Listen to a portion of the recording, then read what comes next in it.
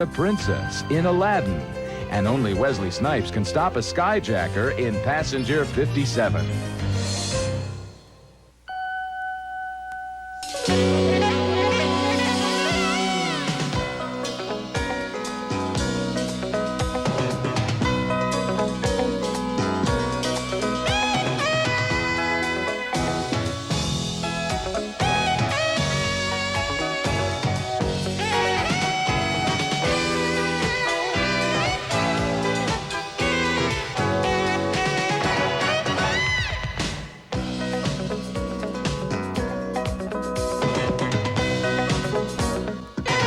Everything you say sounds reasonable, but there's also a reasonable explanation for the opposite. Don't give me that. Not another word of that.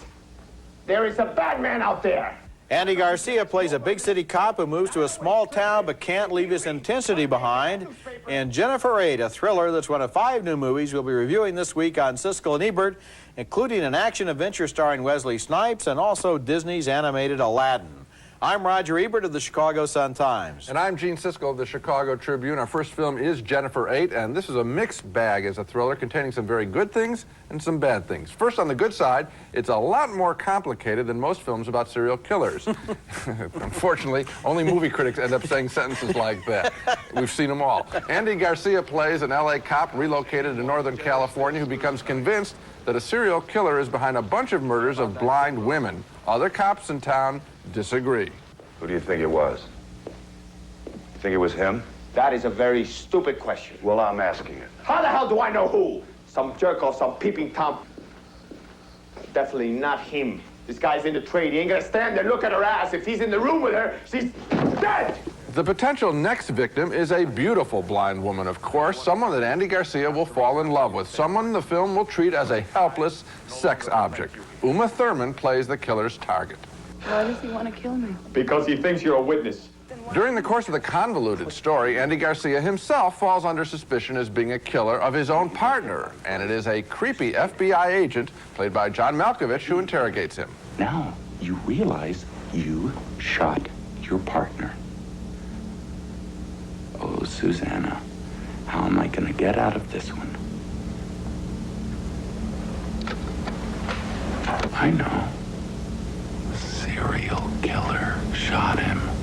John Malkovich is very good there, but I thought that Andy Garcia overacted through large chunks of the movie, just screaming too much. And then, of course, the movie comes down to a guessing game and also a motive guessing game. Now, there's no way anyone is going to guess the motive of the killer in the film, so the ending of the film really felt tacked on. I enjoyed the plot twists and turns of Jennifer 8, and it's really stylishly photographed by Conrad Hall, but there was just too much I didn't like for me to give it thumbs up. I think actually you liked it better than I did. I thought it was a thoroughly confusing movie, and needlessly so, and it seemed to be all over the map with its investigation at the end. You know, when he kills the partner is also his brother-in-law, so he really, you know, the fact that the other police would think that he would do this, it totally lacked any credibility for me. And another problem was the treatment of blind people in this movie. I mean, the blind people in this movie basically are defined as using talking alarm clocks and always getting rattled and weeping when they're at a party and they don't know which room they're in. The blind people that I know are nothing at all like that, and the movie really exploits them for a lot of cheap gags. It exploits the woman. I mean, yes. In other words, let's face it, in movies, the women being attacked are typically beautiful. So you have a denigrating thing of the helpless victim, the beautiful victim. To add on the blind quality almost makes you feel sadistic as you watch. And to take her and to present her in a way where she has no competence or independence of her own. At the same time, I thought the story was convoluted, and I enjoyed the extra twists and turns in the picture, but a mixed review. Okay, next movie is The Lover, which is either a deep meditation on eroticism between strangers or a glossy softcore porn film, depending on your state of mind at the time, and I'm afraid that my mind was not very elevated when I saw the film. The story is based on an autobiographical novel by the celebrated French writer Marguerite Duras about a love affair in the 1920s in French Indochina between a young French girl and a Chinese man some 15 years her senior. They meet on a ferry boat and something clicks between them. I like your hat. It's original. A man's hat on a young girl.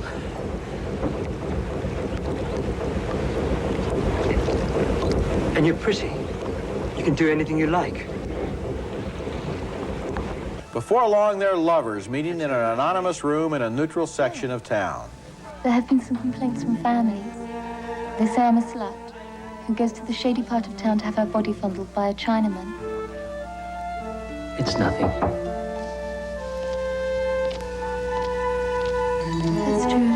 It's nothing. The movie is very frank in its sexual scenes, as sensuous as any film since Emmanuelle, as the lovers become obsessed with their physical relationship. Of course, they can't proclaim their love because of the taboos in both their communities about interracial love. The man, played by Tony Leone, explains that his marital future has all been mapped out for him. The young woman, Jane March, doesn't really seem to care. Well, all is for the best then. Chinese? I don't like the Chinese very much. The Lover is visually a very beautiful film shot in Vietnam with languorous, seductive locations. It reminded me, as I said, of Emmanuelle, which is still one of the best films devoted to eroticism. But The Lover wants to be more than a turn-on, and I don't think it succeeds. I guess maybe there's something French and uncompromising about a relationship that insists on existing only on one level, the physical level, but by the end of the movie, I felt claustrophobic because the story had explored such a small part of these two characters. Yeah, I had a similar reaction, which is I thought that the erotic scene so dominated the film that there was nothing else to it, really. And I didn't feel that they were risking that much. You know, the film that people might think of, in addition to Emmanuelle, is Last Tango in Paris, where lovers get alone in a room. That's a much better film. Well, of course it is, and I'm going to explain why. There is, again, the same desire to be alone in the room and create your own world there. But there you felt that the Brando character, you knew him, first of all, and he was really at risk, really at risk, and really at the end of his rope, and there was some desperation. Here you really don't understand the motivations of the characters. They really are in a softcore film. At the end of the film, the young girl is going to go back to France as he's on the boat, and as it pulls out from the dock, she can see her Chinese lover pull up in his limousine and get out and stand and look at the boat leaving. And at that moment, which is the climax of the entire film, I didn't know what either one of those characters was thinking about the other one, and I don't think that they knew either. So no, I don't think it's on the page. Probably didn't matter. It's not on the page in the script of the film. Coming up next, the new Disney animated film Aladdin, the studio's first since Beauty and the Beast. And what better way to make your grand entrance on the streets of Agrabah than riding your very own brand new camel? Watch out, they spit. This is the new Nissan Altima. It can outslalom an Acura Legend L sedan. Wow. It has more freeway merging power than a Mercedes 190e 2.3. Wow. At 55 miles an hour, its cabin is quieter than a BMW 325i's. Wow. And it starts at $13,000. Wow. The new Nissan Altima. It's time to expect more from a car. Wow. Now, you can own the movie that critics hailed as 1991's crowning big screen achievement and the most marvelous animated movie since Snow White. Audiences everywhere called it an instant classic.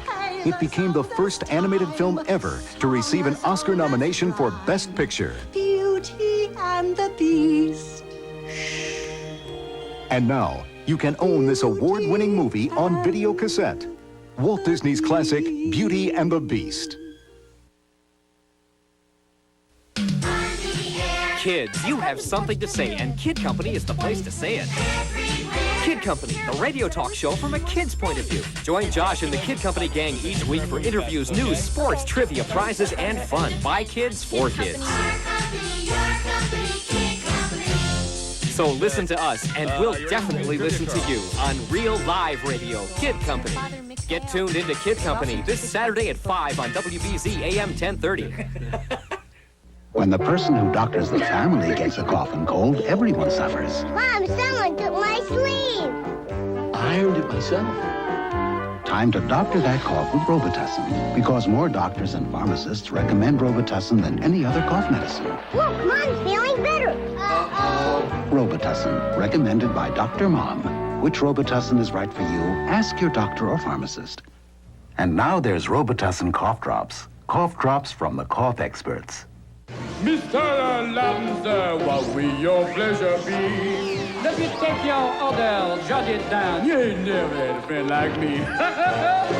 That's Robin Williams, of course, as the voice and inspiration of the genie in the bottle in Aladdin, the new Disney animated extravaganza, and he's the real star of the movie. It's an extraordinary performance. the perfect melding, if you think about it, of a talent and an art form. Robin Williams really is an animated character in his ability to constantly change shape and character. He's the main reason for adults to see Aladdin. In fact, if the film were called Genie, I think it would be more truthful labeling. In the film, a princess is reminded by her father, the Sultan, that she must marry a prince within 3 days. I hate being forced into this. If I do marry, I want it to be for love. Meanwhile, a young man named Aladdin dreams of marrying the princess. He and his pet monkey have stumbled upon a magic lamp with almost disastrous results. No! You have touched the forbidden treasures. Now you shall never again see the light of day. Once the lamp is rubbed at the movie's 40-minute mark, Aladdin becomes a great entertainment. Here's Robin. 10,000 years will give you such a crick in the neck. Hang on a second. Whoa! Wow, does it feel good to be out of there? I'm telling you, nice to be back, ladies and gentlemen. Hi, where are you from? What's your name? Aladdin. Aladdin. Hello, Aladdin. Nice to have you on the show. Can we call you Al, or maybe just Din? Or how about Laddie? Sounds like, here, boy. Come on, Laddie. The film's bad guy is pretty good. Jafar is the Sultan's evil counselor, a would-be prince who himself wants to marry the princess. For now, he's stuck with a wisecracking parrot with a funny voice by comic Gilbert Godfrey. Marry the shrew. I become the Sultan. The idea has merit. Yes, married, yes! And then we drop Papa-in-law and the little woman off a cliff. Yeah! How does Aladdin rank with Beauty and the Beast and The Little Mermaid? Not quite as good. The story is rougher, more oriented toward boys than girls. The songs are not classics. Lyricist Howard Ashman, who worked on all 3 films, died during the production. But on the positive side, Aladdin also takes greater risks. It isn't just built for kids. It does stretch the animated form, and I do recommend it highly. And I think that Robin Williams does deserve to become the first voice to be nominated for Best Supporting Actor. I'm pretty much in agreement with you. I didn't think it was up to the 2 previous films from Disney, but I did think it was good, and I do think that Robin Williams is terrific here. Yes. I wonder how much input he actually had in the animation process, because some of his bits of business and some of the moments when he imitates everyone from Ed Sullivan to Arsenio Hall are really funny. Very funny. And it's almost as if Williams must have been working at the script level with these people in order to develop this comic stuff. Yeah. So he's really good, but the movie is not quite up there with Mermaid and Beauty and the Beast. Well, I think it's because the boy is kind of lackluster, and you don't feel his drive is important. Yeah. And they kind of got split in terms of who's going to be the lead, the boy or the girl, and that doesn't hold together. Yeah. And then the problem is, who can compete with Robin Williams? He just blows everyone out of the water. Walks away with the movie. When we come back, Wesley Snipes is Passenger 57, fighting a terrorist who captures an airplane. Gotta go.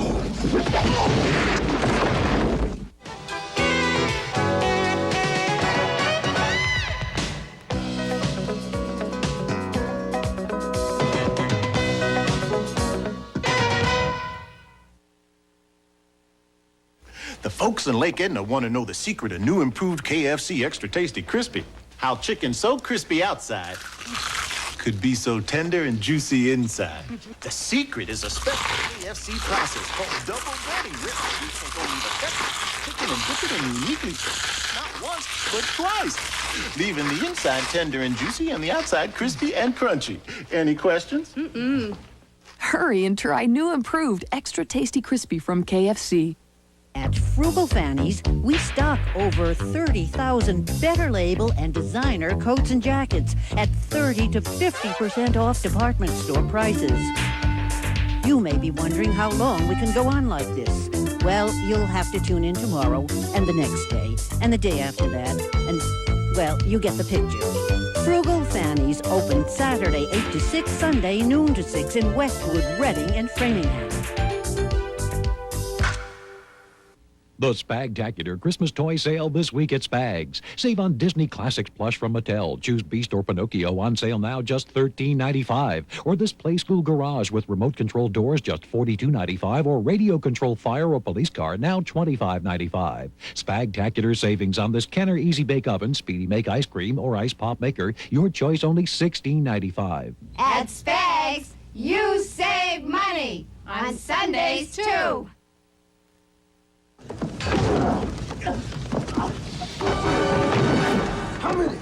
How many? Wesley Snipes is an anti-terrorist expert who happens to be on board when an infamous hijacker being carried as a prisoner suddenly seizes control of a transcontinental flight in Passenger 57, a completely implausible but nevertheless surprisingly entertaining new thriller. The terrorist is played by Bruce Payne as a coldly intellectual man without a heart who has a meticulous game plan but finds himself negotiating with Snipes when something goes wrong. Charlie, you ever play roulette? On occasion. Well, let me give you a word of advice. Always bet on black. The movie puts Snipes into a lot of unlikely positions, including this one, where he turns up back on board the plane as it's taking off again. How did he get there? Well, he jumped from a squad car onto the landing gear. A better question might be, what's he going to do now? Why have you turned this plane? We were told to head back. By whom? By me.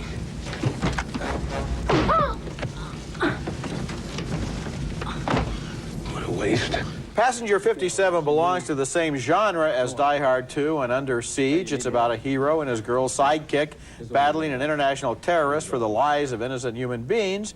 It's not as good as those movies, and it is filled with holes big enough to fly a DC-10 through, but I must tell you that I enjoyed it. I liked its high energy level and the obvious enjoyment Snipes and the rest of the cast had with their melodramatic roles.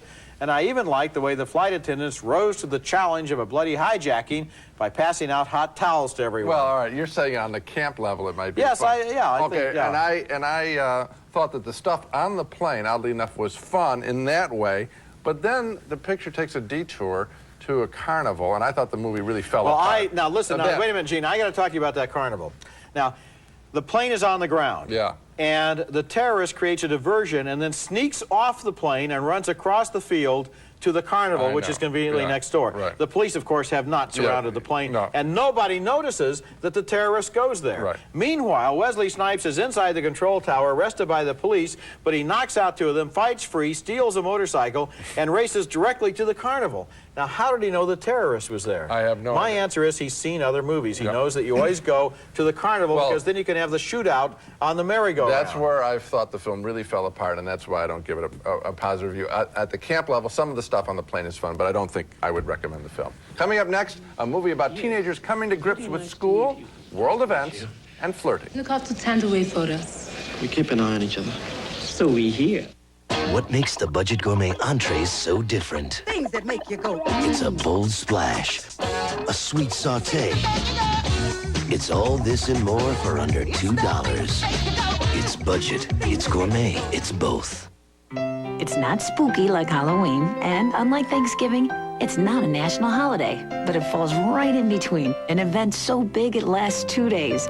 It's the Hallmark Christmas Open House, a great chance to find special offers on holiday gift wrap and Christmas cards. And whereas Halloween has its jack-o'-lantern and Thanksgiving its turkey, well, we have our Snowberry Bear for just $8.95. So mark your calendar, because on November 14th and 15th, there's no place like Hallmark.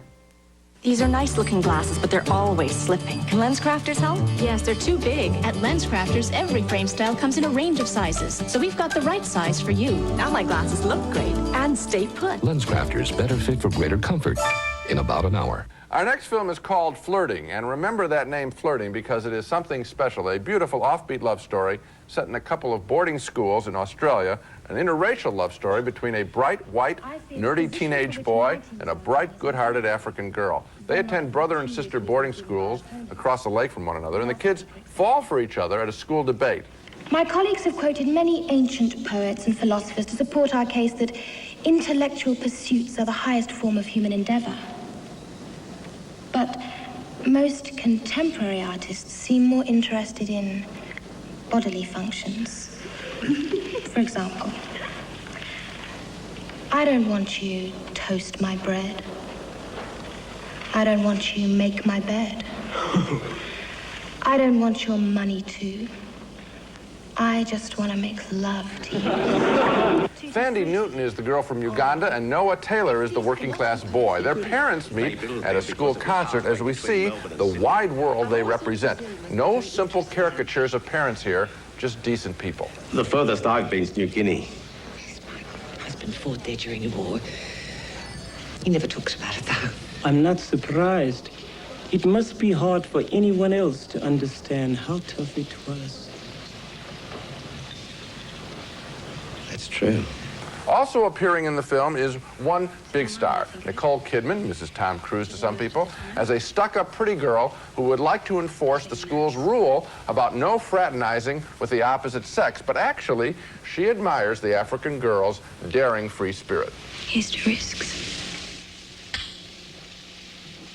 Flirting is nothing less than one of the best films I've seen this year, a film that deals honestly and humorously with the most difficult age of adolescence. It argues for courage, for intellectual as well as emotional honesty at a time when kids are conforming, really. The two young leads are perfect. In fact, everyone involved with flirting, especially writer-director John Deegan, should be proud of themselves. I love this movie. I love this movie, too. It's also going to go on my list of one of the best films of the year. Oh, this good. is a wonderful, Yes, it is. magical, marvelous film. And every once in a while, you see a movie where you kind of forget it's a movie, and you lean forward a little bit in your seat, and you really, really care about what's going to happen to those people on the screen. You like them, you believe them, you understand them, you sympathize with them. I found this movie almost like a repudiation of most of the other movies I've seen recently because it was just so much better. Well, the thing where I relate to what you just said is that I did think, you know, I could watch these characters' lives in another whole movie right now. I wanted to see more of what's going to happen to them. The film has a life goes on ending,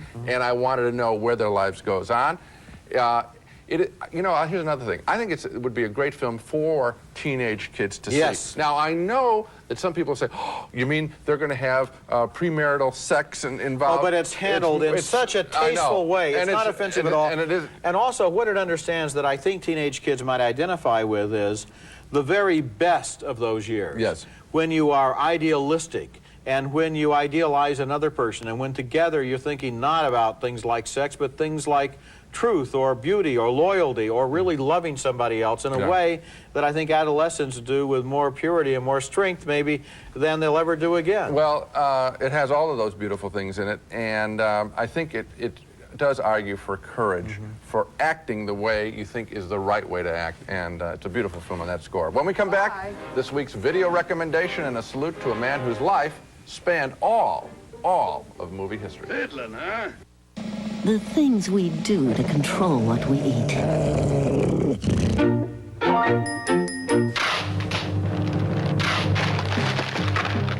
Now you can give in to your craving for snacks the smart way.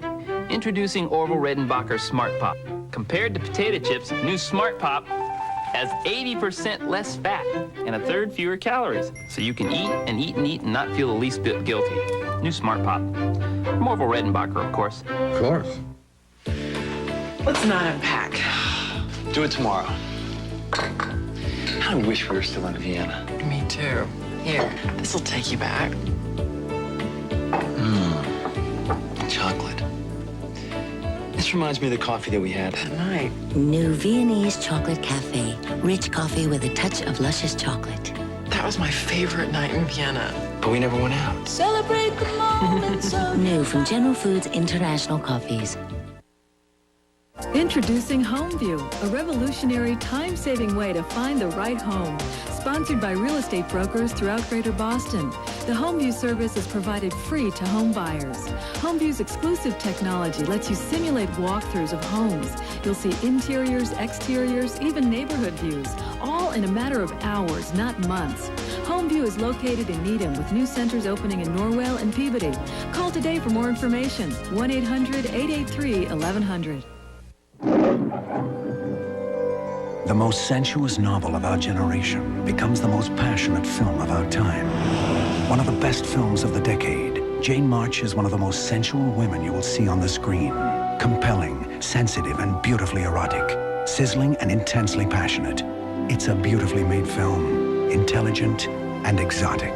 You remember this afternoon all your life. The Lover. Rated R. Starts Friday at select theaters. Siskel and Ebert's Video Pick of the Week, brought to you this week by Orville Redenbacher Popcorn. Do one thing and do it better than anyone. The legendary Hal Roach died earlier this week at the age of 100, and a century of film history died with him. This was a producer who was involved with the movies almost from the beginning, first as the producer of silent comedies starring Harold Lloyd and others, and then, in the early days of sound, as the producer of many of the Laurel and Hardy classics.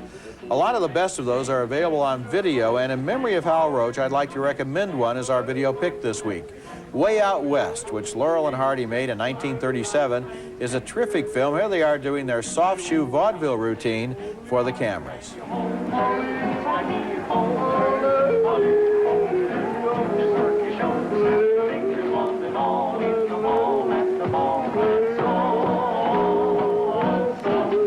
And they are really wonderful there. I looked at it last night. I enjoyed Laurel and Hardy all over again.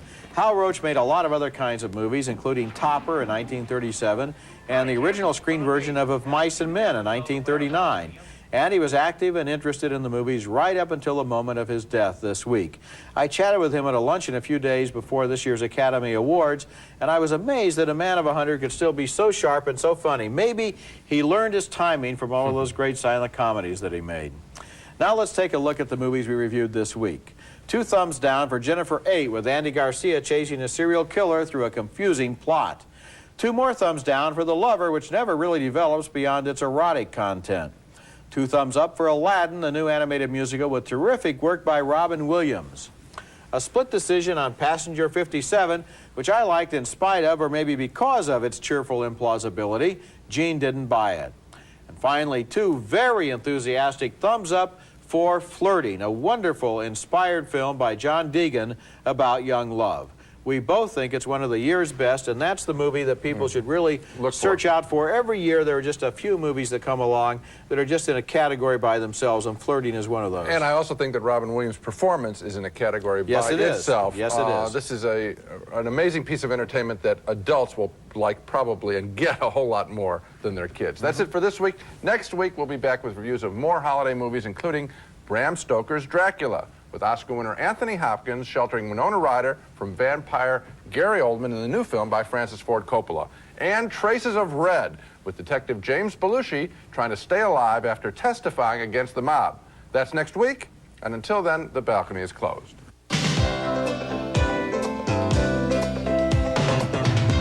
For the man who's good at making a woman feel great, Pierre Cardin, Man's Cologne.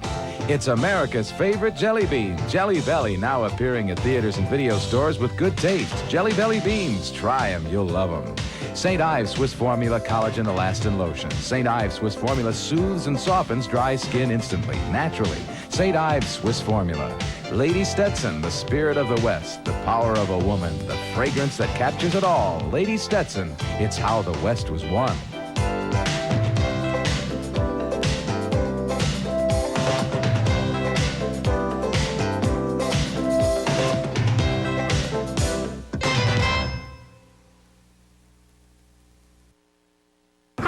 Scott, health reporter for WBZ TV4. Diabetes is a metabolism disorder that can lead to serious problems if not treated, and many people don't know they have it. To learn more, call 1-800-229-2559. To take some of the chill